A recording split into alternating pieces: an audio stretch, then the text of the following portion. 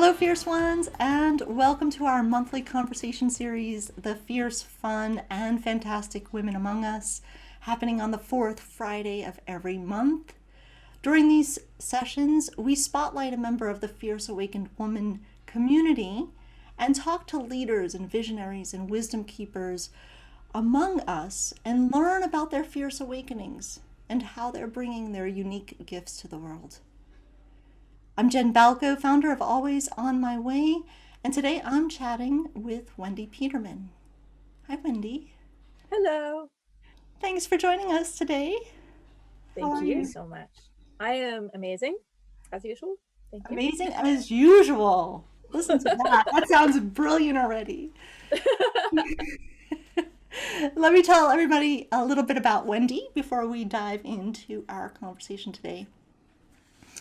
Wendy is a soil scientist and forest ecologist. Before becoming a scientist, she was a dancer and a mom. She has raised her own fierce awakened daughter and helped to raise multiple other people's children. She has recently launched a multimedia project called forestofthesoul.com to connect people with nature through writing, video, and photography. She hopes to inspire people to get outside and deepen their connection to the earth, to experience greater well being and compassion. I'm all over this and I can't wait to talk to Wendy about all of these different things, from being a scientist and a dancer and a mom and raising a fierce awakened daughter herself. And then this, of course, bringing people back to nature. So thanks for being here, Wendy. Yeah, absolutely. Thank you for having me. It's a joy. And I don't know where to start. Where would you like to start with? Dancer, mom, scientist? Which one Well, feels? you said we were going to start with Fierce Awakenings. And so I was thinking about that. And I was thinking, yeah, I think that Fierce Awakenings probably came for me in the womb and just being born. I was just kind of born into the world.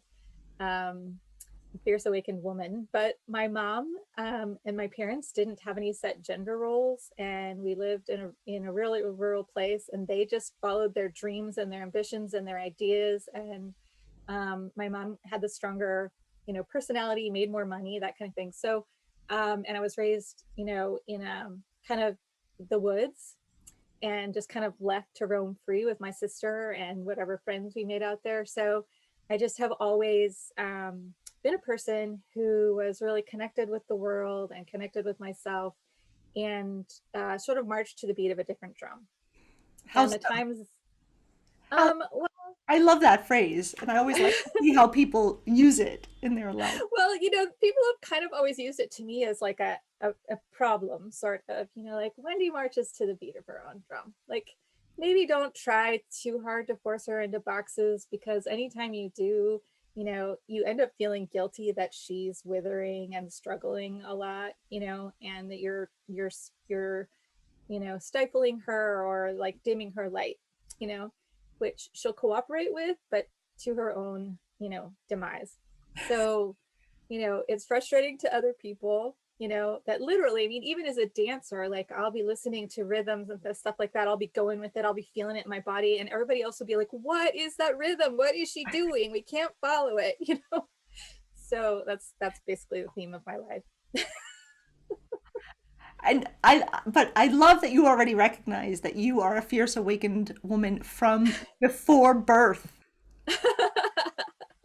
There's great wisdom in this, right? Being born Mm-hmm. already knowing that you have your own rhythm and that Mm-hmm. you've not been afraid to express it. And your parents encouraged you in many ways to express it Mm-hmm. is is really a gift, I think, Yeah. to be able to I have. think it was scary for my parents sometimes, and I can relate. It was scary for them because my dad, one time he said, Wendy, why do you always have to be pushing edges?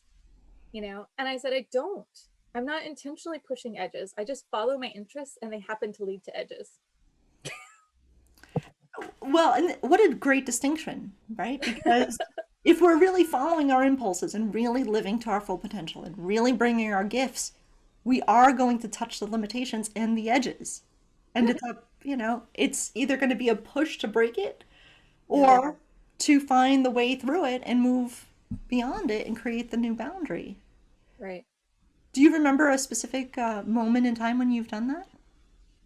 Um, well, definitely, I went to right out of high school, I went to college. I'd had a very stressful time. And I was kind of sick and things like that. I went to a private Catholic college that was, the best one I got into and that sort of thing. I was going to study engineering because all the men in my family are engineers. And I just happened to be the one of the grandchildren who seemed to inherit that, capacity, you know, regardless of whether or not I was interested in it, you know. And I at the time wanted to be a pediatrician and have this big ship, and I was going to sail around the world, giving people free medical care. But but my family really wanted me to be an engineer, so I actually went to engineering school and did pre med at the same time. I was trying to do both, Wow. and my family was having a terrible time. They didn't, they were having a hard time adjusting without me being there and having my role in the family. And I was alone for the first time, in Silicon Valley at this school that wasn't making any sense to me, and studying things that weren't making any sense to me.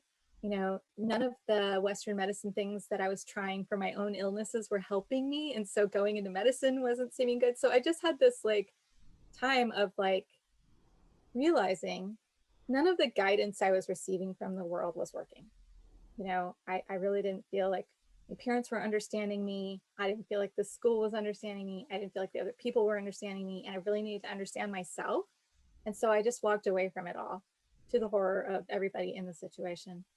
I just walked away from it all. And the catalyst was, the ultimate thing was that I went to my advisor. I had seen a dance concert, a modern dance concert, and one of my engineering buddies was in this dance concert, and I found out he was minoring in dance. And I saw modern dance for the first time. It's interpretive, it's psychological, it's made for all bodies, and I just wanted to do it because I had always wanted to be a dancer, and I just hadn't done ballet like you should for your whole life. So I went to my advisor, who was a woman, and I said, I need to minor in dance. This is what's going to make the world a better place for me. And she said, no, engineering is so hard for women in the first place that, you can't have distractions or anything like that. You have to only focus on it. And in fact, I'm going to excuse you from history and English as well, and all electives. So I was only going to do math and engineering, and this just sounded like a death sentence. And I walked over to admissions and I signed myself out of the university. And I went home to my community college and started studying dance. I'm really like chapeau.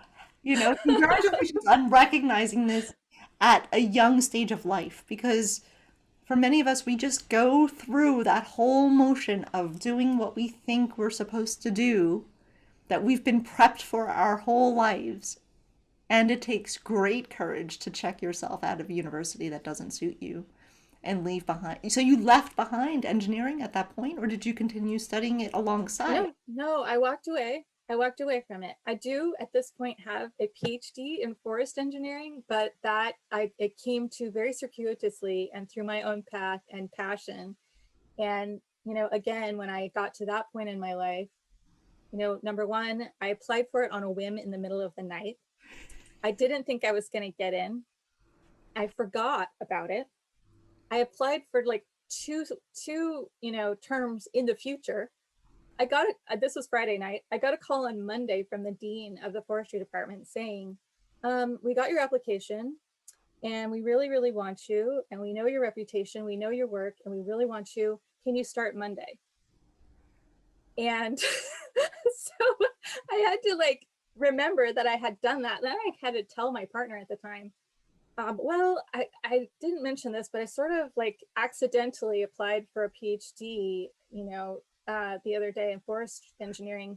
And I got a call from the dean today and he wants me to start on Monday. So I'm going to do it. My partner was like, well, you're not going to do that, are you? And I said, yeah, I am. And so now I do have a PhD in engineering, but I did so many other things in the interim. And when I my advisor, when he first met me, he said, "What are your goals with this? What are you intending to do with it?" And I said, "I don't have any goals. I don't intend to do anything with it. I just want this depth of learning.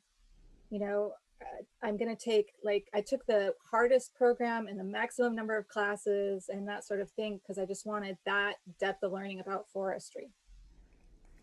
The depth of learning, like this resonates so much, right? Just the like learning for the sake of learning, Mm-hmm. and not having an intention of saying, okay, I'm going to go out and become the head of the forest agency or anything like that. Yeah. Just to Right. say, I want to understand the forest using my scientist and engineering background. And we're going to go back to the dance part of it because Yeah. I feel like there's such a beautiful blend there of taking this sort of very masculine energy of engineering and having this way of Mm-hmm. fixing things and moving in the Yeah. world, and then bringing this whole dance to it that, Mm-hmm. perhaps only a woman can bring to a situation like this, especially as you're going out into the forest, Yeah. coming from the forest as a child and now going Yeah. back into it as Yeah. an adult. Yeah. Where I did actually made a dance about that. you did? Yeah. I actually, when I was graduating with my bachelor's in dance from San Diego State, I had been working on a piece here and there. San Diego is so different than Northern California, where I'm from, and culturally and just in every way. And so I had been making this dance as I went along about my feelings of missing my home and the coast and the fog and the redwood trees and the animals and that sort of thing, and my family. And I pieced it all together and I made this piece that I called Preserving the Ancients. And I actually worked with this group, this other class at the university called the Neolithic Orchestra. They were reinventing music. They were discovering it in this class. And so they were using found objects and things like this and making rhythms and sounds and stuff like that. And so they decided to co-evolve their class with my piece as I was choreographing it. So I would dance and they would use all their objects and things like that to discover the music that went with it. And so I ended up having this live orchestra of all these people who've invented their own instruments and are playing whatever is instinctual to them. And I would conduct them just by my energy and my emotion and how I wanted the dance to feel. And then the dancers were just unfolding, that in the rhythms and things that were going. And so it got bigger and bigger and bigger and more complex. And so my dance mentor, who's just an incredible person who was my teacher in Northern California, came to it, and she had just been on this sabbatical where she was exploring the Northwest Native American cultures and their loss of identity and their culture and their art and that sort of thing. And she saw it and went, "Oh my gosh, this is about my experience of their experience of learning about them." And so she invited me to put it in her huge artwork she was doing about the Northwest Native American cultures. And so that one, it was amazing. And then when the natives came, and we had to have them see it so that they could decide if it was okay with them, if it wasn't cultural appropriation, if they related to it. And they could pinpoint different things in it, like that is about a village where the women are, their children are losing their connections to their heritage, and this is the grief, and stuff that they're feeling, and this is the energy of the young people who are trying to revitalize the culture and that sort of thing. And they could just put their own meaning to it, to what I had made about our common home. we this is to have this sort of experience lived, right, through the dance of that, and to have other people see that and recognize that, right? It is this sense of we all belong to each other, and it's Mm-hmm. expressed in some old and new but always profound ways, I think, Yeah. right? Yeah. And what how did you work with the dance after this? Did you bring this, was this a very present part of your life for a while, or were you still leaning towards science? No, no, I fully immersed in dance. I walked away from science. I mean, I read Scientific American cover to cover, like in the bathroom or on the airplane or, that kind of thing. But I fully immersed in dance, and, was carrying my daughter. I happened to get pregnant and decide to have my daughter, even though I tended to have a lot of jobs that had the word starving at the beginning. And I just, wanted her. and I didn't really want a partner or anything like that, or a lot of the regular trappings of life, but I wanted her. And I really just had a car to my name. And I was living in a motorhome in my friend's driveway when she was born. And he was super supportive in my whole like needing to have natural and home birth and all these. I don't know why. I just had instincts. I was doing all this stuff. And I danced all through my pregnancy. Afterwards I would just, she would be sitting down watching, and then she would get so excited and I would have to go pick her up and dance with her on me. And so she's danced her entire life. She's an incredible dancer and circus arts performer, on the side for all the other amazing things she does. But yeah, so I just fully immersed in it. I danced, I performed, I taught, I choreographed, I have done all kinds of interesting social commentary and things like that through dance. And I raised my daughter. So Which, that's what I did. but it's for everybody listening. Do you hear like all of the instinctual pivots that Wendy took here? Like it's so okay, go left and go right and now go left. And they've all added up, I hope, into something that looks like this Mm. really beautiful lived experience so far. Yeah. Yeah. I mean, I thought, all I knew was I wanted to live to be however old, at the time when I was younger, 86 years old was the top, that women were living. Now it's well into your hundreds. So I'm working on that. But I always had this vision. I'm going to be a really old woman who has that wise smile and that amazing contentment from having lived such a full life and having such rich memories and stories to tell. So I definitely, I'm only 48. I'm definitely on that track, you know, and it's only going to get better. Yeah. I think so, right? Going into our Yeah. 50s, I'm with you. I'm like, oh yeah, come on, bring it. Like, not even a doubt in my mind. The 50s Yeah. gonna be fantastic. So, Yeah. if Absolutely. 40s were fantastic. I expect nothing less from Yeah. my It's all going to be epic. epic. Wendy and I just before this we were talking about epic weekends and how you can live Mm. epically in, 48 hours or less, right? Yeah. Yeah. How Yeah. do you, and this is, you were talking about how it's a mindset, it's a choice. Mhm. Do you want to say Yeah. a few words about epic living? Yeah, sure. I mean, I pretty much just expect my life to be amazing and to embrace what is coming up. But I also just entertain my ideas. I mean, it's always nice to have change. It's always nice to get out in nature. It's always nice to see something new. It's nice to connect, with my partner or with people in life. And as long as I'm doing those things, I'm always having an incredible experience. So, and those things are easy to do, and they're mostly free or low Right, cost. right. Most of them don't cost a lot of things to just go out and hang out Yeah. in And nature, for like people instance. people at work or whatever, when they see you on Monday or whatever, they just like out of politeness ask, well, how was your weekend? And I say, oh, it was epic.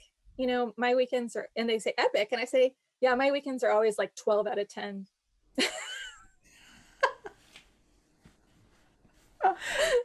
Always 12 out of 10. And Always 12 out of 10.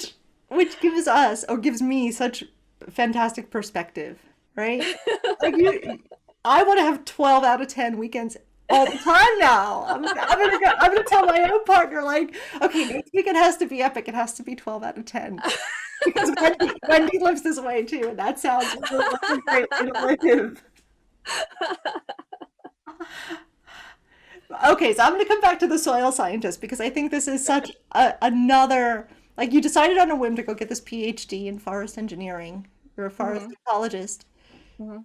And how are I, you? Okay, go ahead. so I the soil scientist happened in between the dance and the PhD in forestry. So what happened is that I moved to Oregon to raise my daughter, and in a place that was more like where I'm from and more culturally and just like economically and everything compatible with our lifestyle and my way of being. It was a big adjustment for her. And I also homeschooled her, and I just wanted to be in a place that was, felt more comfortable for that and had a good community for that.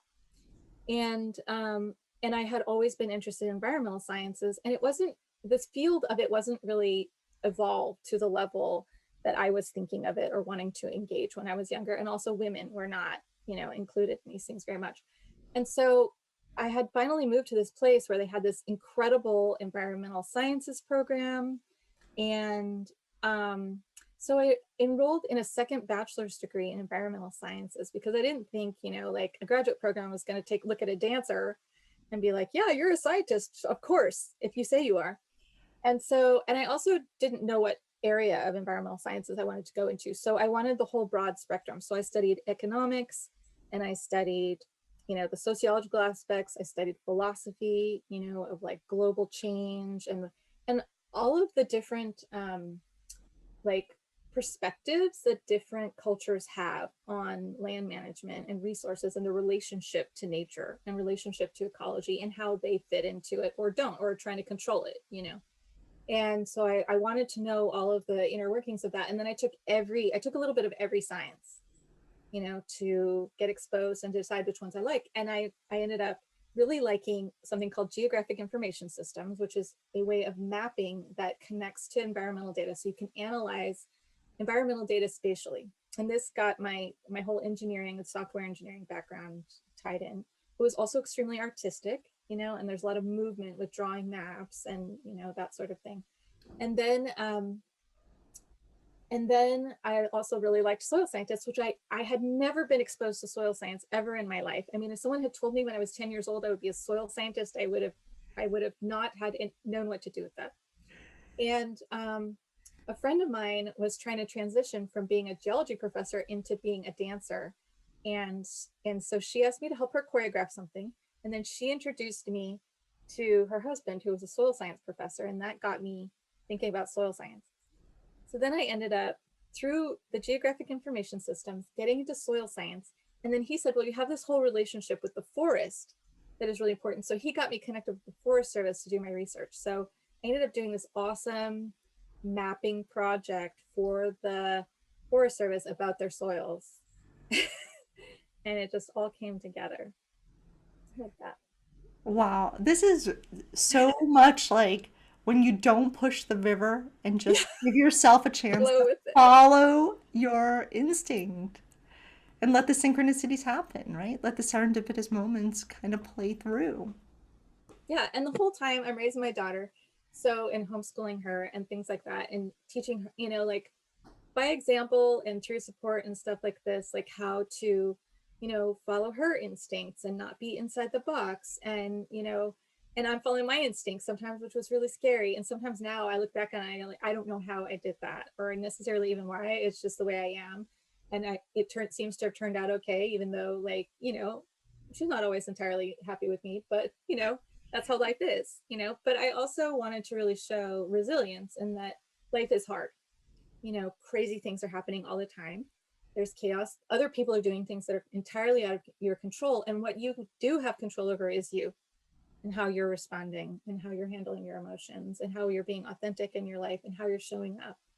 And, I've always encouraged her to follow her dreams. And she's doing things I could never have imagined before. She's amazing. And so I was, wanting to focus on that and be with her. And so my professor let her sign up as a volunteer, and she came and did field work with me and that sort of thing. And so, at like 13 years old, she's getting this education of like, how to identify soils, how to classify them, digging, being dirty.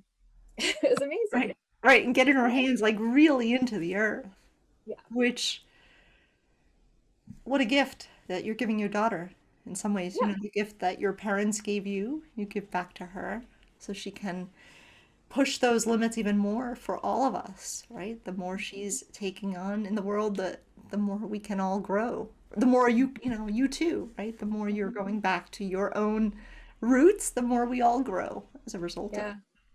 Yeah. And this, and now you're also expanding this, right? You're doing a multimedia project to help Mm-hmm. bring people back into nature. How it, Mm-hmm. And how that was tell my us about daughter's idea, actually.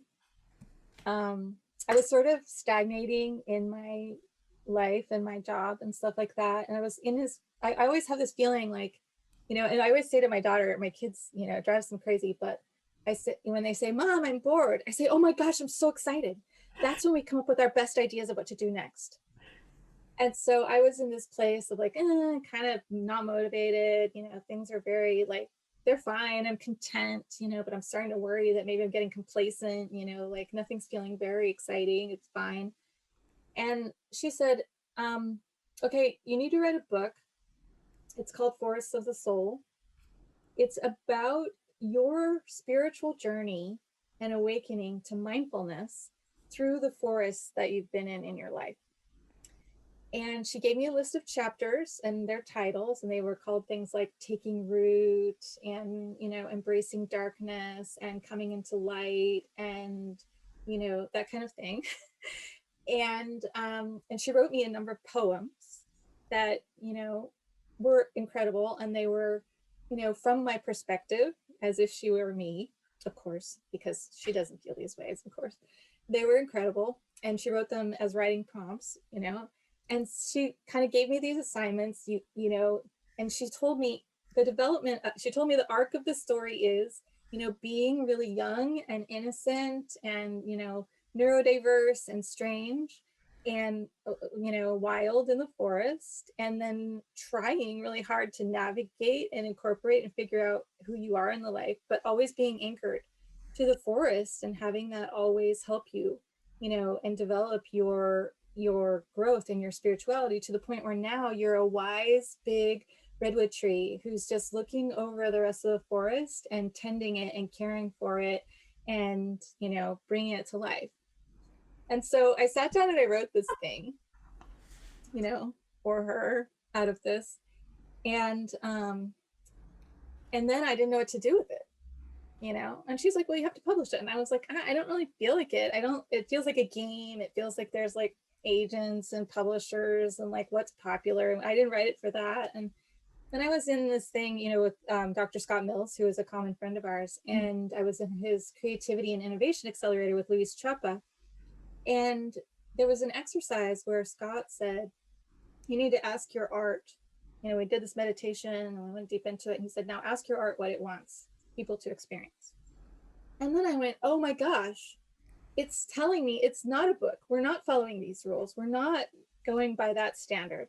It's a multimedia project where I take all the photographs I've been taking all these years. I take the book, and I chop it up and I make it into a blog and I enrich it with where I am now and what I really want people to be hearing from me and experiencing.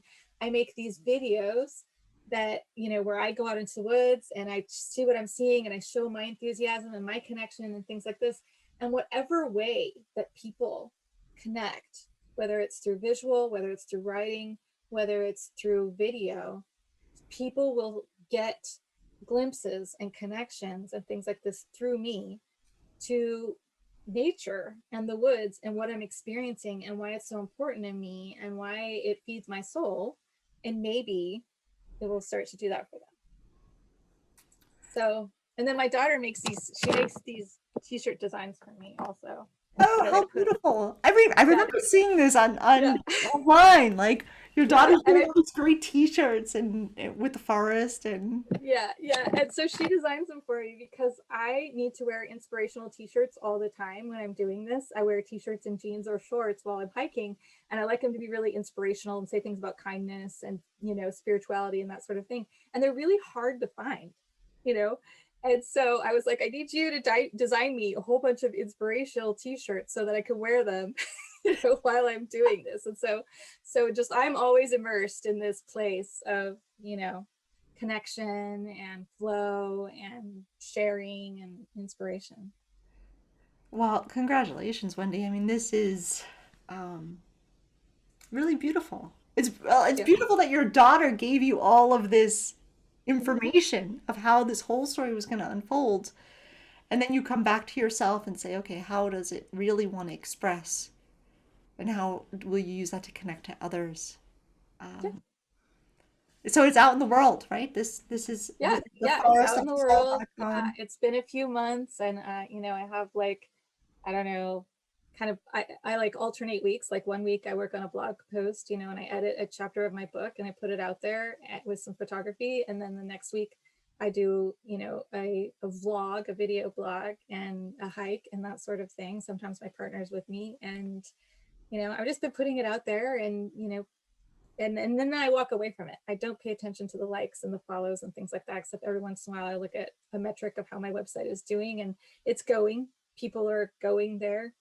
They're, reading things, they're looking at things, they're watching things, they're, every once in a while they post me poems they've written that they've been inspired by, or, their photography or their hike they went out and took, or they make a video, for their own channel or whatever, and they copy me.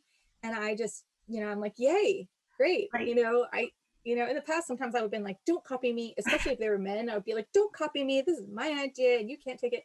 But now I'm just like, yay, yay. If everybody was making videos about how great it was to go outside, I will have done my job. Well, and it is that, that competitive nature of, Yeah. of our generation of we grew up competing with boys and men for work and jobs and Oh, let me tell you, I'm the only woman in like so many of my meetings and situations, in the forestry department. I was the only woman. I was the only woman getting a PhD in forest engineering, I mean, on the board, where they have that. I'm like one of the only ones. And I was in a study group one time and I looked around and I said, why am I always the only woman?